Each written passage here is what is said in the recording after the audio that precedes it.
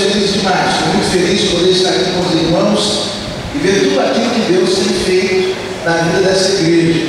Me lembrava o pastor Roberto aqui, salvo engano, eu preguei no congresso de jovens aqui dessa igreja, mas já tem muitos anos.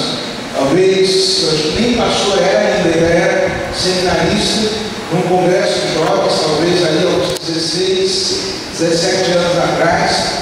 E tão bom de poder voltar, poder reencontrar irmãos, conhecer um pouco mais a família de Deus, perceber que o Senhor da igreja tem abençoado a igreja, tem permitido que a sua igreja siga caminhando.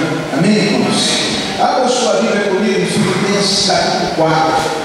Filipenses capítulo 4. E ontem, quando falávamos sobre uma igreja que vive para a glória de Deus, nós falamos que essa igreja é uma igreja que proclama Cristo. Por Cristo ser aquele que faz do que parece ser o fim e o começo. Por Cristo ser o único que não desgruda da gente, mesmo quando a gente se desconecta dele. Por Cristo ser aquele que ao subir no barco da nossa vida, os amados se acalmam, nós chegamos do outro lado. Mas essa noite eu quero pensar com você que uma igreja que vive para a glória de Deus é uma igreja marcada pela alegria. Nós precisamos entender que o povo de Deus tem um chamado da parte do Senhor para viver a alegria. Acho interessante quando a Bíblia vai nos dizer que devemos servir ao Senhor com alegria. Quando a Bíblia vai, por exemplo, falar sobre o nascimento do Senhor Jesus e diz que o nascimento de Cristo foi boa nova de grande alegria. O fruto do Espírito, descrito em Gálatas, começa dizendo que é amor, alegria e paz, e outras características que são apresentadas. Por isso eu quero lembrar a cada um dos irmãos que a comunidade cristã, ela precisa ser uma comunidade que viva e que proclame a alegria. E a grande pergunta é como a igreja do Senhor Jesus Cristo consegue viver a experiência da alegria, mesmo passando por tantas lutas e dificuldades. Como a igreja do Senhor Jesus Cristo consegue viver a experiência da alegria, mesmo enfrentando, por vezes, desapontamentos, mesmo enfrentando perdas, mesmo enfrentando reveses. Como a igreja consegue viver a experiência da alegria? Filipenses capítulo 4, a partir do verso 4, vai nos dar algumas orientações sobre como eu e você podemos ser essa comunidade que vive em alegria. A Bíblia diz assim: alegrai-vos sempre no Senhor, e digo outra vez, alegrai-vos. Seja a vossa bondade conhecida por todos os homens, o Senhor está perto. Não andeis ansiosos por coisa alguma, pelo contrário, sejam os vossos pedidos plenamente conhecidos diante de Deus, por meio da oração e súplica com ações de graças. E a paz de Deus, que ultrapassa todo entendimento, guardará o vosso coração e os vossos pensamentos em Cristo Jesus. Vá comigo para o verso 10. Alegro-me muito no Senhor por teres finalmente renovado o vosso cuidado para comigo, do qual na verdade estáveis lembrados, mas nos faltava oportunidade. Não digo isso por causa de alguma necessidade, pois já aprendi a estar satisfeito em todas as circunstâncias em que me encontro. Sem passar necessidade, sem também ter muito. Tenho experiência diante de qualquer circunstância e em todas as coisas, tanto na fartura como na fome, tendo muito, enfrentando a escassez, posso todas as coisas naquele que me fortalece. Vamos falar juntos esse verso 13? Posso todas as coisas naquele que me fortalece. Vamos falar com o Senhor? Obrigado a Deus pela tua palavra. Obrigado pela oportunidade de estarmos juntos aqui. Que essa seja uma noite onde a tua palavra encontre lugar no nosso coração. Em nome de Jesus. Amém. A carta aos Filipenses, alguns comentaristas bíblicos costumam dizer que a carta aos Filipenses é a carta da alegria. E a carta aos Filipenses, ela pode parecer contraditória, porque o apóstolo Paulo estava com 18. Paulo escreve essa carta na Disneyland, Paulo não estava em Búzios, na beira da praia, e dali facilmente ele escreve uma carta falando sobre alegria. Verdade é que a carta aos Filipenses faz parte de um conjunto de cartas chamadas as cartas da prisão. O apóstolo Paulo, mesmo aprisionado, o apóstolo Paulo, mesmo enfrentando encarceramento, recebe ali a visita da igreja de Filipos, uma ajuda dessa igreja, e então, inspirado pelo Espírito, escreve uma nota de gratidão e de encorajamento nessa igreja. E nessa nota de gratidão e encorajamento, em seus 4 capítulos, por mais de 10 vezes, o apóstolo Paulo vai fazer referências à expressão alegria ou ao verbo alegrar. O apóstolo Paulo vai nos ensinar nessa carta que a alegria na vida cristã, na verdade, é um mandamento. E é muito importante que a gente comece a definir algumas coisas, porque o apóstolo não está dizendo que você não tenha momentos de tristeza. O apóstolo está dizendo que a gente tem que rir de tudo. Bate o carro, dá uma gargalhada. Receber a demissão, faz uma festa. Falecimento da sogra, da outra festa dele, até morte. Mas não é disso que o apóstolo Paulo está falando. Eu acho interessante, irmãos, dias atrás o pastor Rick Warren deu uma entrevista no canal norte-americano, e foi a primeira entrevista que ele deu na televisão depois que seu filho e um de seus filhos se suicidou. Perguntaram para ele como ele estava lidando com os suicídios. E ele dizia que a palavra de Deus diz que devemos ser agradecidos em tudo, e não por tudo. Diz em tudo dai graças, não por tudo.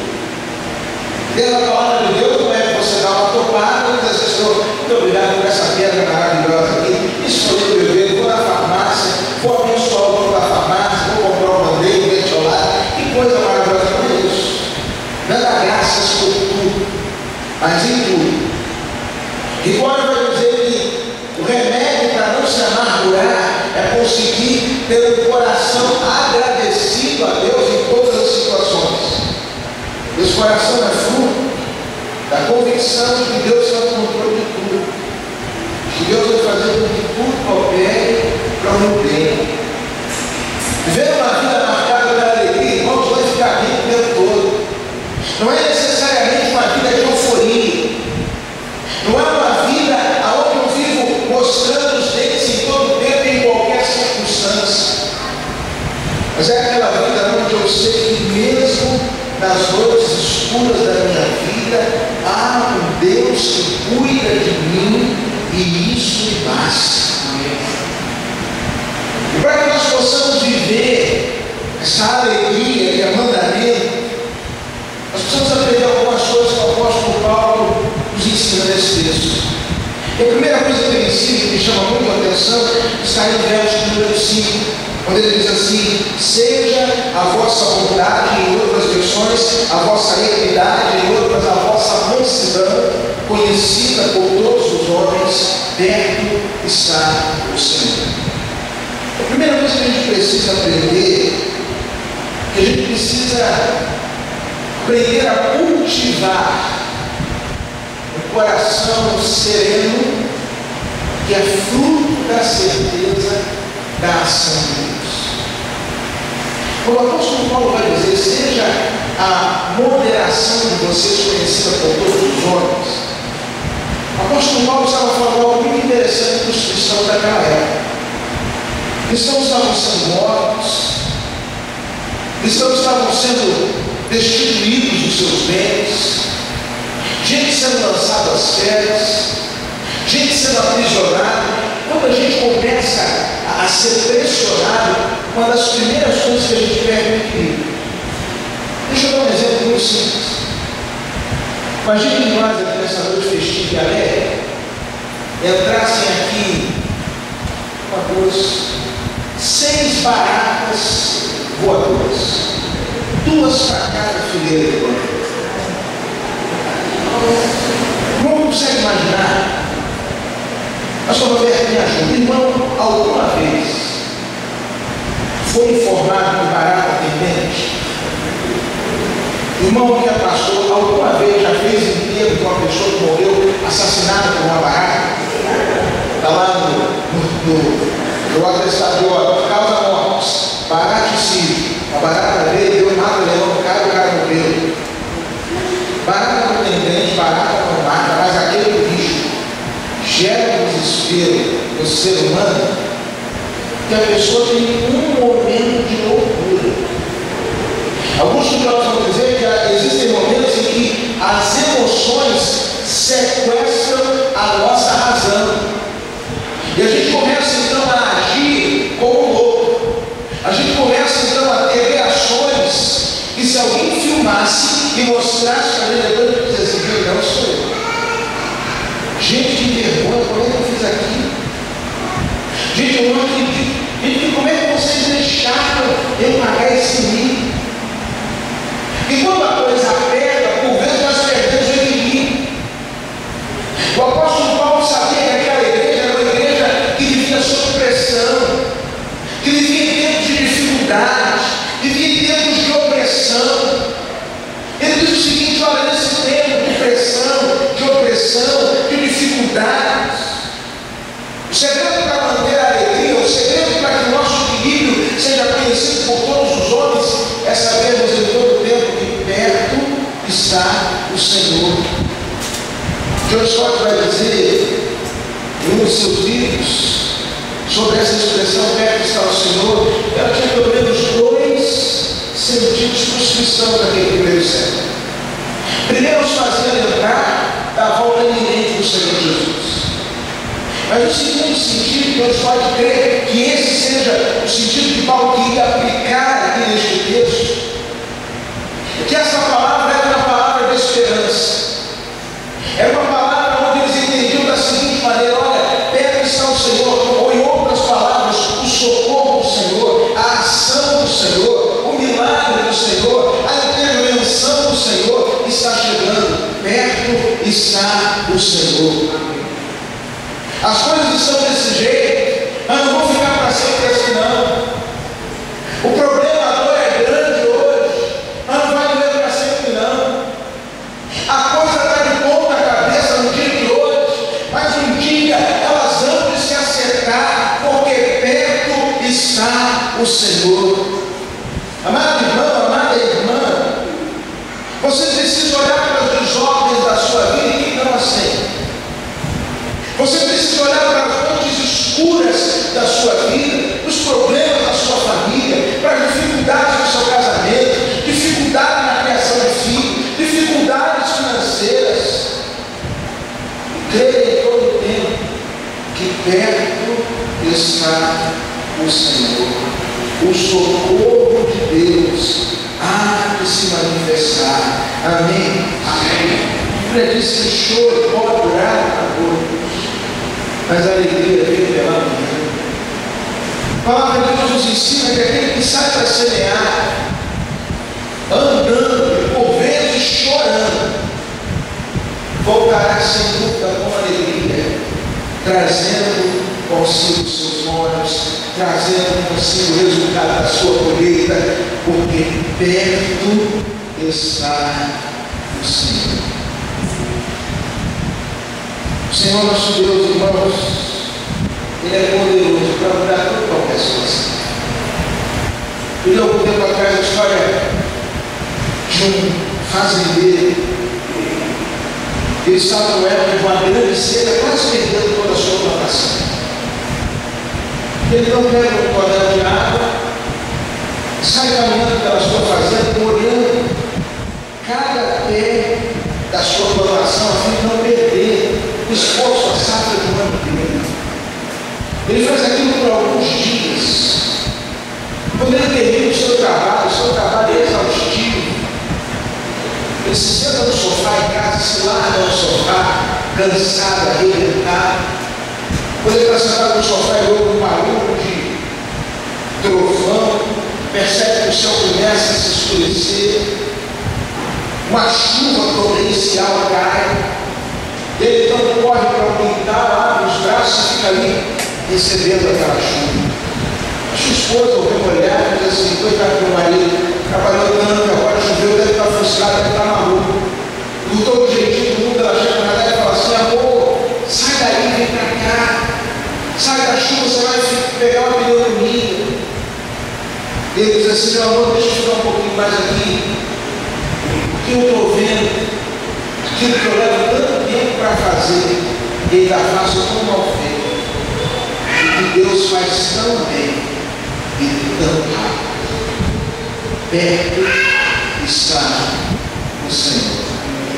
Eu continuo crendo que a chuva há de ser derramada.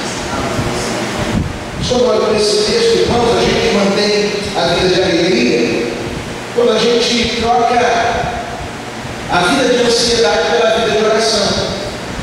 Versos 6 e 7 diz assim: não andeis ansiosos por coisa alguma, antes sejam conhecidos os vossos pedidos plenamente, sejam conhecidos diante de Deus por meio da oração, suplicação de graças, e a paz de Deus que ultrapassa todo entendimento guardará o vosso coração e os vossos pensamentos em Cristo Jesus.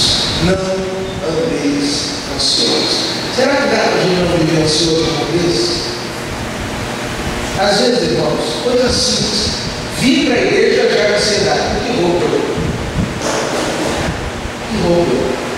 Mas eu começo a pensar assim: mas esse vestido eu fui semana passada. Vou de novo.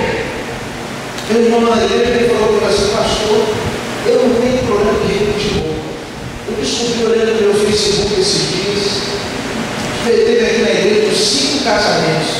Eu vi em todos o mesmo terno, a mesma camisa e a mesma gravata. Eu falei: parece aquelas fotos históricas do Fidel Castro, né?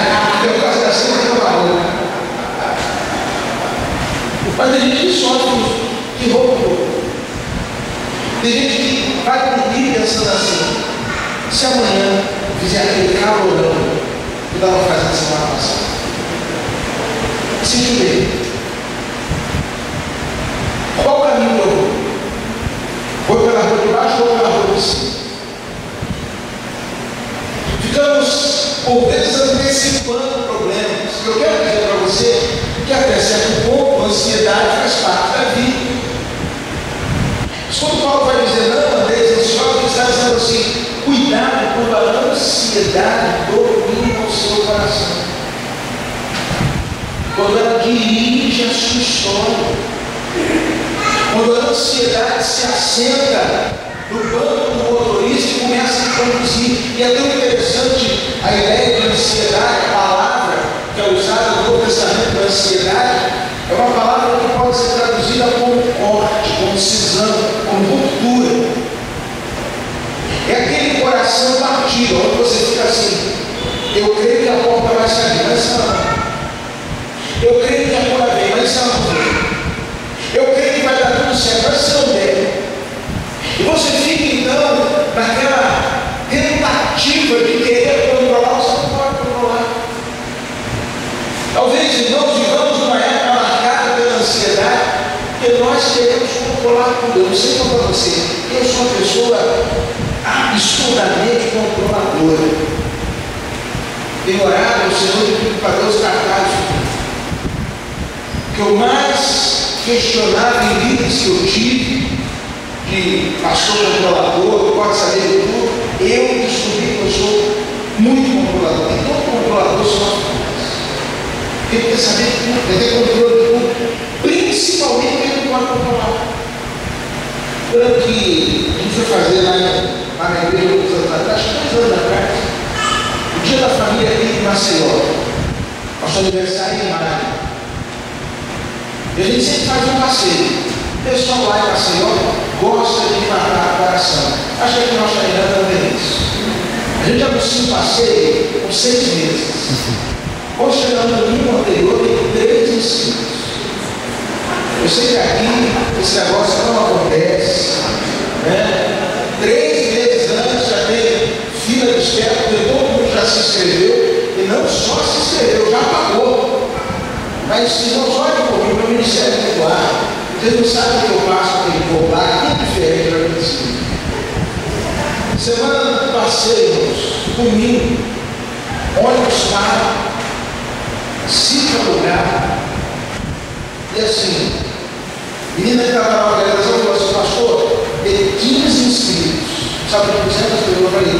Mas contando com a gente, eu, o senhor, sua esposa, seus filhos, meu marido, meus filhos, o negócio é complicado. Como é que eu vou motivar esse povo em maio do Nordeste? É época X. Se você quiser viajar para o Nordeste, vou te dar uma dica de graça. Evite os meses de maio, junho, abril, porque chove, os meses de chuva no Nordeste. E aí, maio, chuva, o pessoal não quer investir no passeio, vai que chove. Eu cheguei pela manhã e falei assim: vamos, quem não se inscreveu pode se inscrever, porque não vai chover no sábado. Aí você falei assim: meu Deus, que besteira que eu falei. Então nem que eu tive essa ideia que não vai chover no sábado. Porque Deus não colocou nenhum sentimento no meu coração, não foi promessa, não foi revelamento, não foi nada disso. Depois da minha cabeça eu falei: não vai chover. Eu até me importaria nas discussões. À noite, tudo que eu faço, eu gosto de fazer bem feito, inclusive PC.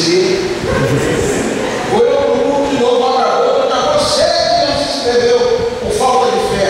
Não vai chover. Eu falei: para que de novo isso? Aí eu comecei uma semana. Quem já teve estudo de ansiedade vai entender o que eu estou falando. Sabe quando você tem, parece uma borboleta voando na sua barriga? Aquele negócio danado aqui dentro, voando, é muito assim, você não consegue dormir. É um vazio, você come, não passa, você não come, também não passa. Só é o primeiro pensamento do dia, e muito da noite, vai chover, não vai. Começa assim: chuva. Choveu segunda, choveu terça, choveu quarta. E eu dizia para todo mundo: está chovendo agora, para não chover no sábado. Fique tranquilo. Eu sustentando aí, eu curioso. Outro pegado comigo. Estou conhecendo meus pecados. Não vai chover não. E aí, pessoal, na rede social, e aí, pastor, o grupo da igreja, o homem no tempo. Vai chover ou não vai? Encontrei uma irmã da igreja, ela falou comigo assim: pastor, eu tenho um amigo meu, domingo lá na igreja, ele serve lá na polícia junto com meu filho. Ele ouviu a sua palavra e disse assim para essa irmã: dona Maria do Carmo, eu vou pagar esse passeio, só para saber se esse pastor é profeta mesmo ou é conversa fiada. Eu não sou profeta, mas eu não sou. Irmãos, que agonia, porque eu quis controlar, queria controlar o tempo. E aí eu tomei uma decisão: leia esse texto. Não abençoe por coisa alguma. Entregue tudo a Deus. Aí eu, na quinta-feira à noite, falei assim: Senhor, você me perdoa, eu tenho a língua grande, eu confesso. Eu sou falador. Mas, Senhor, ajuda o anjo, como diz Henrique Araújo, ajuda o anjo. Faz alguma coisa por mim aí. Olha, mas se chover também vai ser bom que eu vou aprender. Senhor, o que o senhor quiser, o senhor faz. Vamos dormir naquela noite com a paz fora. Eu aceito, aí ele disse: corre. Ele disse: ele disse: graça, me chuva, me sol. Conforme eu vou me direcionando para a igreja, uma nuvem em cima da igreja. Acho que era aquela mesma nuvem que ele viu que coisa boa, estava em cima da igreja, a mesma nuvem. E o pessoal chegando com assim: e aí, pastor, vai chover? O pessoal pode tomar espetáculo com o pastor de vez em quando. Esse amor falou: não. Agora o espetáculo começa com família.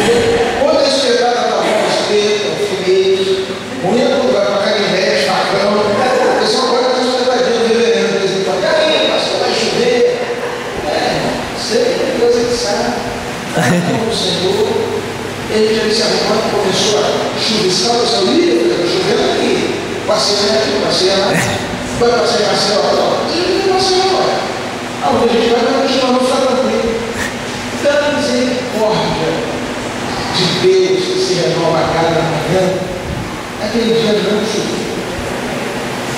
Mas eu aprendi uma lição tão grande. Eu aprendi que grande parte das nossas ansiedades são produzidas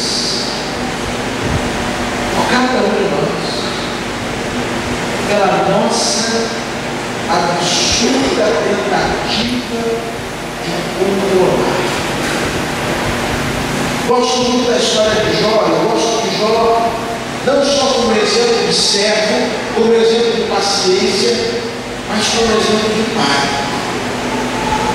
O texto vai dizer que quando os filhos de Jó faziam festas e convidavam-se uns aos outros, diz-nos o texto sagrado que Jó se levantava de madrugada e intercedia pelos seus filhos.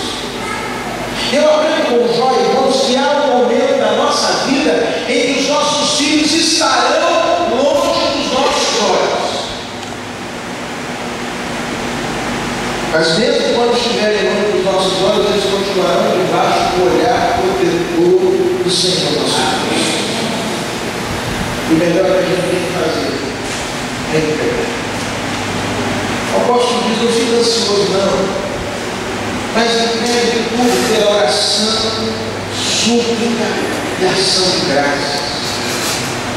A oração é sobretudo, além de uma comunhão com Deus, o reconhecimento de que Ele pode muito mais do que eu, que Ele sabe cuidar muito mais do que eu sei cuidar, que nas mãos dEle é melhor do que nas minhas mãos.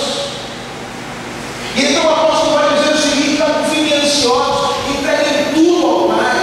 O resultado disso é que a paz de Deus recebe todo o entendimento, guarda o seu pensamento. E Paulo não sabe que estava preso.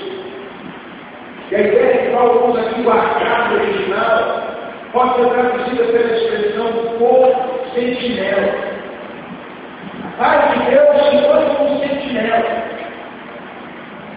Não tem que você preocupado com você saber aonde o governador do estado despacha, aonde o prefeito atende, aonde a sala do comandante estão batalhando. Você pode pegar aqui, mas eu não posso comandante, eu tenho que ficar na casa de segundo andar. Olha, não vai pensar só. Você chega lá, tem que se identificar, sai, acenda a luz, identifique. Se você quiser quebrar todo esse protocolo, a sentinela de alguma forma vai quebrar. Paulo usa esse termo militar. Esse mesmo militar que está ali, resguardando, salvaguardando a integridade física de uma autoridade, está ali a postos, pronto para evitar qualquer constrangimento, qualquer perturbação, com autoridade para preservar a tranquilidade daquela autoridade que ele está. O apóstolo Paulo vai dizer que a paz de Cristo é exatamente isso. Ela se foi como sentinela, como guarda fiel das nossas mentes e coração. Por isso, ele sempre vive em alegria. Ora mais, se preocupa mais. Mas o mandamento da alegria, irmãos, em último lugar, é junto com o relacionamento com Deus, que faz com que a nossa força em todo tempo venha do Senhor. O apóstolo Paulo vai agradecer a igreja, porque ele havia se lembrado, havia enviado uma oferta, uma ajuda para Paulo. Paulo, na hora dessa, disse: pessoal, sei que você não tinha esquecido de mim, mas só para uma oportunidade. E eu não estou dizendo isso ou seja com alguma necessidade, porque eu já aprendi a estar contente em toda qualquer situação. O apóstolo Paulo vai nos ensinar que precisamos aprender a ter a razão da nossa felicidade não nas circunstâncias, não aquilo que está do lado de fora, mas aquilo que está do lado de dentro. A palavra contente, e da mesma raiz de conteúdo, está do lado de dentro. E circunstâncias mudam assim. Um dia, você trabalha com algumas façam bem, finalidade. Um dia você é um grande vencedor, herói nacional. No outro dia você é vilão. Você chega alguns dias atrás, programa esportivo, fala com um determinado técnico de futebol, que há 10 anos atrás era falado como o melhor técnico do Brasil. Ganhou tudo. E colocaram e ganharam. E hoje, 10 anos depois, não só no campeonato, tem tipo por Deus. Porque eu perguntava para ele, aqui você atribui essa mudança no tabuleiro, foi a mudança no esporte, foi problema de gestão, você está ultrapassado, ele disse, não é assim. A vida é assim. A distância que separa o herói e o vilão é muito grande. O apóstolo brasileiro que se assustar com as circunstâncias que eu sei passar da cidade, sem ter muito. Eu sei ter fartura, mas também sei ter escassez. Eu posso todas as coisas aqui que me fortalecem. Com outras palavras, eu consigo passar pelas mais diferentes situações da vida, que a minha força não está na circunstância. Há um Deus maior do que a circunstância que me fortalece. Durante o dia 31 de dezembro de 2011, passei uma situação dura, mas é muito. Nós estávamos encerrando o culto, de vigia. Eu recebo bilhetes me informando que um jovem empresário da cidade tinha conexões profundas com a nossa igreja, com todas as igrejas evangélicas da cidade, que ele era o dono da maior livraria evangélica do estado de Alagoas. Então, praticamente todo mundo comprava com ele. Sua irmã mesmo da igreja, seu irmão, ele havia sofrido um infarto fulminante, 53 anos de idade, e havia falecido. A noite de 31. Quando a gente recebe uma notícia dessa, a gente não sabe qual é a melhor hora de falar com a igreja. Na verdade, não tem melhor. Qual é o momento apropriado? Como é que eu vou dar essa noite de festa? Muita gente ligada ao Paulo, amigos, parceiros comerciais, sócios dele, gente que participava com o de Deus. Como é que eu vou falar isso? Depois da oração, no momento de confraternização, eu pedi que a igreja se assentasse por 3 minutos. Eu tinha algo a comunicar a igreja. Ele falou, ficou pegando, então, comuniquei o falecimento do Paulo. E naquele momento eu virei para a esposa e disse, meu amor, espera aqui na igreja, eu vou lá na casa da mãe dele. E pertinho para orar com ela. Peguei o carro, fomos para a casa da irmã Cícera. No caminho, também o seminarista, que é bom esses negócios para aprender. Também o seminarista, já veio o ministro de música, mas vamos comigo. Fomos no caminho pensando assim, depois que ele vai falar com essa senhora. Comecei então a lembrar que 6 meses antes eu tinha estado numa situação semelhante com aquela família, quando a irmã Cícera perdeu uma neta que criaram como filho. Ou seja, em um ano, 2 perdas assim, 2 filhos. Eu vou falar dessa semana.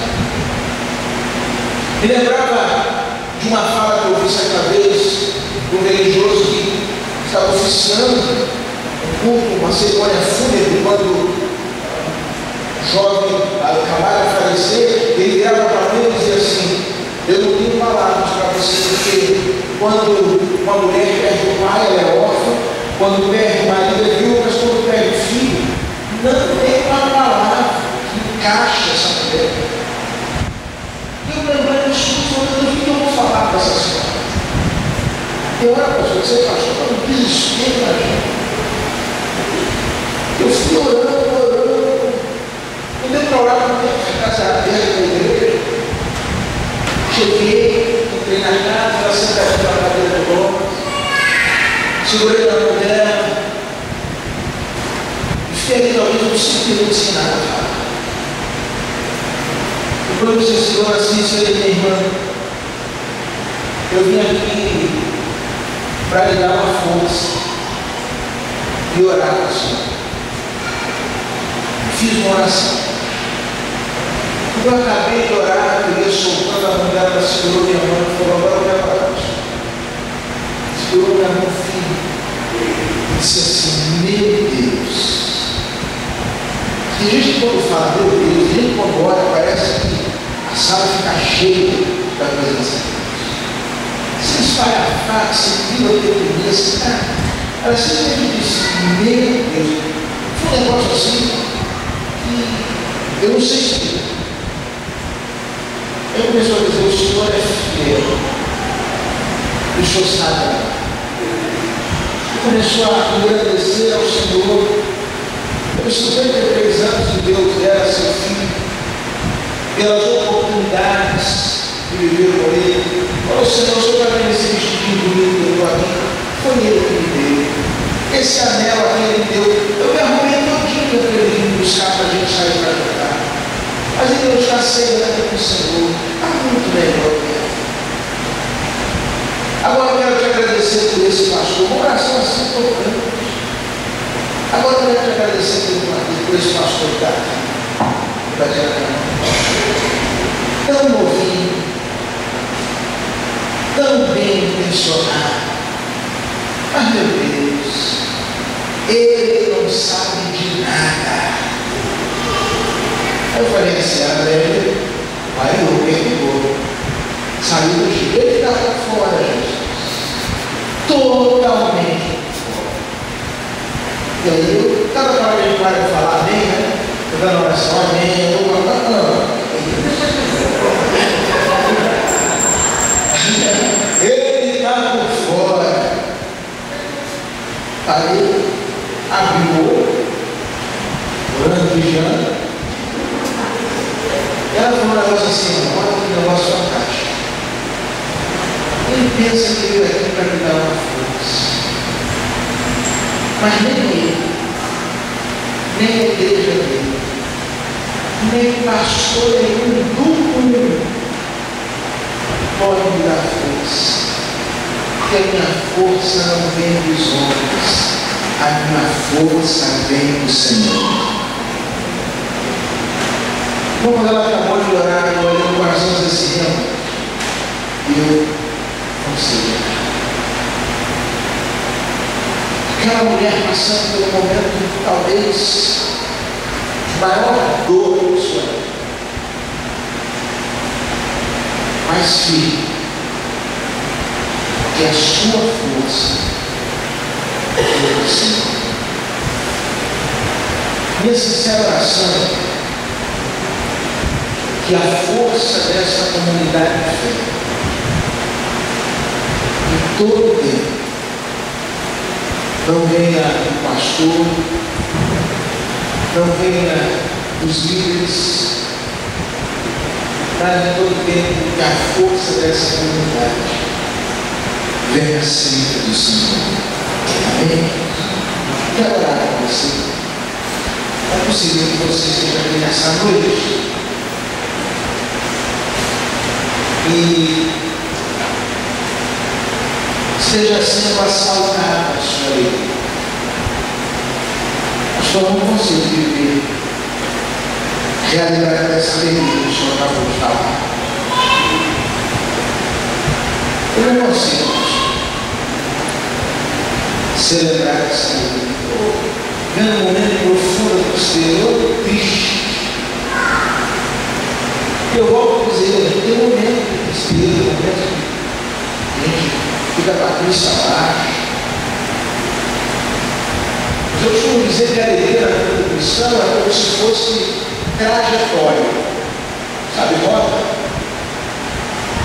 Peguei um voo, vim de Maceió para cá. Uma rota definida, Maceió Rio. No voo, passou por momentos de turbulência. O voo, em algumas horas, o vento fazer com que o avião subisse um pouquinho, descesse um pouquinho. Mas a rota foi com que chegamos aqui. Nós temos uma rota, felicidade é rota, Senhor Deus, o barco sacou. Eu queria orar por você, para ouvir nesse momento, eu dizer que pastor, estão durante, estão quase sufocando a minha vida. Eu queria te orar assim, eu te renovasse. Se esse é o seu desejo, aonde você estiver, você pode levantar a sua mão, logo depois abaixar, eu vou orar por você. Eu decoro por você nesse particular, Deus te abençoe, Deus abençoe para você, Deus te abençoe, Deus abençoe, falar com Deus. Ó Deus, eu quero te agradecer por estes irmãos que chegam diante do Senhor para te dizer, precisam ser renovados na lei de Deus. Ó Deus, faz isso, faz aquilo que só o Senhor pode fazer. Renova os corações. Eles possam ser hoje declarando que perto está o Senhor. Amém. Eles possam orar por tudo, trocar toda a ansiedade, toda a preocupação por uma vida de entrega e oração. Mas sobretudo, ó Deus, que a força, o fôlego de vida venha do Senhor, mas não das circunstâncias. Pedimos em nome de Jesus. Saindo de cabeça, baixos, de olhos fechados. Talvez tenhamos alguém aqui nessa noite que ainda não teve um encontro com Jesus. Alguém que ainda não entregou sua vida a Jesus. O primeiro passo para que a força da sua vida venha do Senhor reside em reconhecer Jesus como seu Senhor, como seu Salvador, e entender que você precisa de Jesus e entregar a sua vida a Ele. Há alguém entre nós nessa noite que queira dizer assim, pastor, eu quero nessa noite entregar a minha vida a Jesus, eu quero a partir de hoje seguir a Jesus, eu quero receber Jesus como meu Senhor, como meu Salvador, como dono da minha vida. Pastor, eu preciso de Deus, minha família precisa de Jesus, eu quero entregar a minha vida a Ele hoje. Se esse é o seu desejo, aonde você estiver, levante a sua mão, eu quero orar por você. Alguém de nós nessa noite que entende que precisa de Jesus, quer entregar a sua vida a Ele, talvez afastado dessa outra igreja, que hoje quer retornar para Cristo. Aonde você estiver, levante a sua mão, eu quero orar por você. Alguém de nós, obrigado a Deus pela palavra que jamais volta mais. Toma essas vidas que são preciosas nas suas mãos. Continua, Deus, fazendo com que essa igreja proclame Cristo, seja uma anunciadora